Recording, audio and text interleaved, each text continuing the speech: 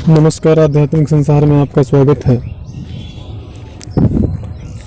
जिस प्रकार से तंत्रोक्त साधनाएं संपन्न होती हैं और अलग अलग सिद्धियों को प्राप्त करने के लिए हमारे तंत्र विधान में अलग अलग साधनाओं की अलग अलग विधि विधान दी गई है और अलग अलग सिद्धियों को प्राप्त करने के लिए अलग अलग तरीकों से साधनाएं की जाती हैं। ठीक इसी प्रकार नाम जप की जो महिमा है यह भक्त योग के अंतर्गत आती है। भक्ति योग अपने आप में स्वयं योग है। किसी भी योग को एक दूसरे से तुलना नहीं करना चाहिए और ना तो किया जा सकता है और ना ही कोई समर्थ है किसी भी योग को एक दूसरे से छोटा दिखाने में या फिर एक दूसरे से उसकी तुलना करके ज़्यादा या कम बताने में। इसलिए किसी भी प्रकार से किसी भी योग का एक दूसरे से आप तुलना करके ज़्यादा या कम नहीं दिखा सकते हैं। यदि देखा जाए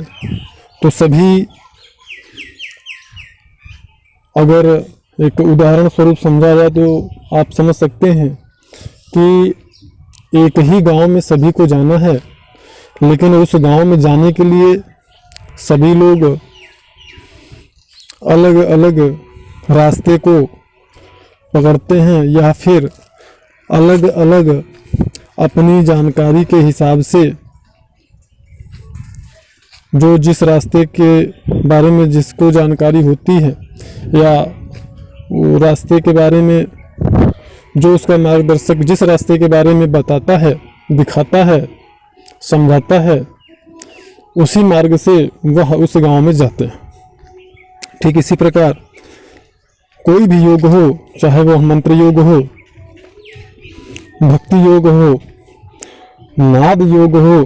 कर्म योग हो, ज्ञान योग हो, हठ योग हो, कोई भी योग हो,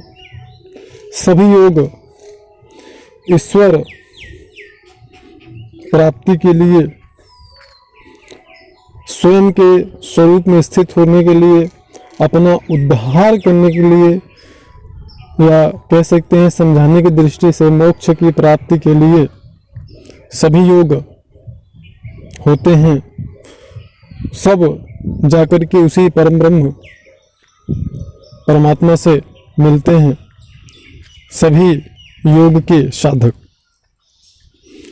तो किसी भी योग को ज़्यादा या कम समझना हमारी अल्प बुद्धि का प्रमाण होता है, सिर्फ और सिर्फ, और कुछ नहीं। यह जानकारी हम सिर्फ इसलिए बता रहे हैं क्योंकि बहुत सारे ऐसे साधक हैं जो भक्ति योग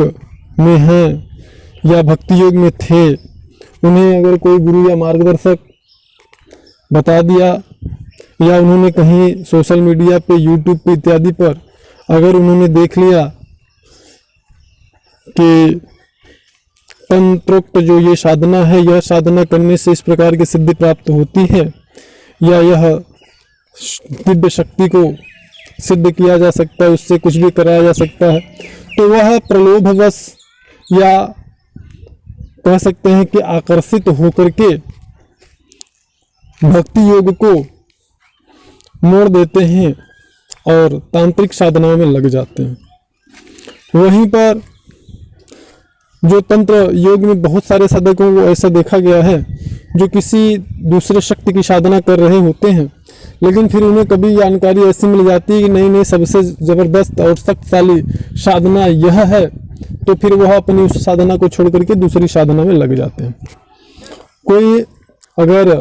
नाद योग की साधना को कर रहा है तो वह उसको किसी प्रकार से यह जानकारी प्राप्त हो जाए अगर कि हाँ, हठ योग की जो साधना है अगर इसको किया जाए तो सफलता जल्दी प्राप्त होता है, तो वह अपनी साधना को छोड़ करके हठ योग की साधना में लग जाता है। ऐसे बहुत सारे लोगों को आप लोगों ने भी देखा होगा और जाना होगा। तो यहाँ मेरा ये सारी चीज़ों को बताने का उद्देश्य सिर्फ इतना है कि कोई भी योग किसी दूसरे योग से कम नहीं होता है। साधक के उद्देश्य अनुसार उसे अपने मार्ग को चुनना चाहिए, अपनी प्रकृति के अनुसार अपने इष्ट को चुनना चाहिए। अगर सिद्धियों के चक्कर में आपको फंसना है, मोक्ष प्राप्ति आपका उद्देश्य नहीं है, सिर्फ आपका पूरा जीवन आप समर्पित करना चाहते हैं तंत्र को, अनेक प्रकार की भिन्न प्रकार की साधनाओं को, शक्तियों को, सिद्धियों को प्राप्त करने हेतु अगर आप अपने पूरे जीवन को समर्पित करना चाहते हैं तो आप तंत्र का जो मार्ग पकड़ के अलग अलग प्रकार की जो सिद्धियां हैं, शक्तियां हैं, उनको सिद्ध करें पूरे संयम से। और अगर आपका उद्देश्य है नहीं मुझे मोक्ष प्राप्त करना है, सहज ध्यान योग का भी आप सहारा ले सकते हैं, नाद योग का भी सहारा ले सकते हैं, हठ योग का, कर्म योग का, ज्ञान योग का आप सहारा ले सकते हैं और प्रभु तक पहुंचा जा सकता है। तो इस प्रकार की जो